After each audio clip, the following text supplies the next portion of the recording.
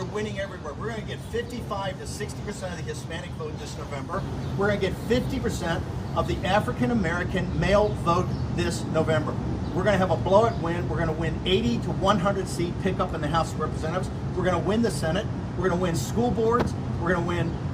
We're going to throw out these Soros-backed DAs. We're going to win state legislatures. We're going to win all the secretaries of state that are running. We're going to win the governorships. We're going to win the state legislatures.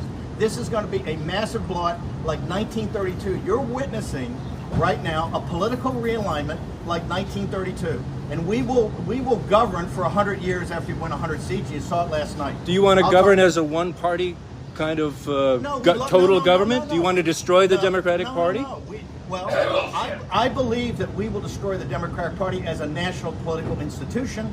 You'll have the Squad and the Progressive Party, and you'll have the neoliberal neocons that the January 6th committee is. You'll have Liz Cheney on one side and Kinzinger, and you'll have Shifty Schiff and Swalwell on the other. A neoliberal neocon that represents Wall Street.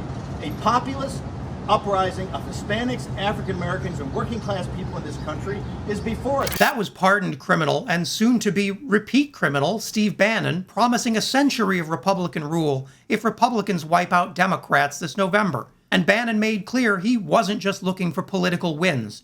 In his words, Bannon wants to destroy the Democratic Party as a national political institution. Bannon made his pitch for one-party rule outside the Washington, D.C. courthouse, where he's currently fighting another set of federal charges. Unfortunately for Bannon, this time there's no Donald Trump to pardon him. Yet. If Bannon's rhetoric about a glorious 100-year Republican Reich sounds familiar, that's because it's straight out of the fascist hymn book. Bannon just dropped a zero in translating it from the original German. Bannon is hoping that his song and dance distracts Americans away from the blockbuster January 6th hearings currently unfolding just down the road. He'll have a tough challenge ahead of him. According to the New York Times, over 20 million people tuned in for the first round of hearings. As Donald Trump would say, the ratings were bigly, and that puts Republicans in a very dangerous position. Those hearings are why Steve Bannon is once again facing a federal prison sentence. Bannon refused to comply with a subpoena from the January 6th committee, so Attorney General Merrick Garland hauled him before a federal judge. Bannon was in court this week arguing that his charges are biased, that they're nothing but a witch hunt made up by Democrats. But a Trump-appointed federal judge told Bannon to come back with a real argument. There are few characters in this sad Republican soap opera quite as sketchy as Steve Bannon. That's one reason Bannon would rather face jail than tell the truth before the committee.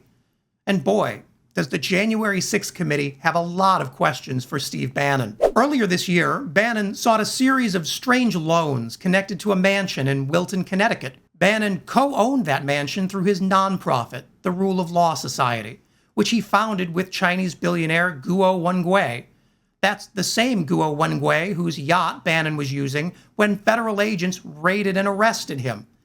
The committee has just a few questions about Bannon's busy bank account. Bannon's a man with few friends left in political Washington, but he still has one very powerful friend. Last month, Republican leader Kevin McCarthy filed a brief before the court, arguing that the charges against Bannon were illegitimate, and calling on a judge to toss them out. But what was McCarthy's actual reasoning? In the brief, the GOP leader argued that any committee that refused to seat Jim Jordan must be illegitimate. I'm not kidding. If Bannon seems weirdly optimistic about Republicans' electoral chances, that's because they've largely nominated and elected Republicans willing to suppress votes and rig elections until they get the results they want. Republicans have made peace with their fetish for authoritarianism and decided that the future lies in embracing the ultra-right. If Donald Trump runs and wins in 2024, Steve Bannon may quickly find himself moving from the jailhouse to the White House. That would be catastrophic for the rule of law. The January 6th committee is revealing stunning, previously unknown details about Republican complicity in the Capitol insurrection. Bannon's loyalty to a failed coup over his own freedom is a reminder to all of us just how dangerous the Republican Party has become.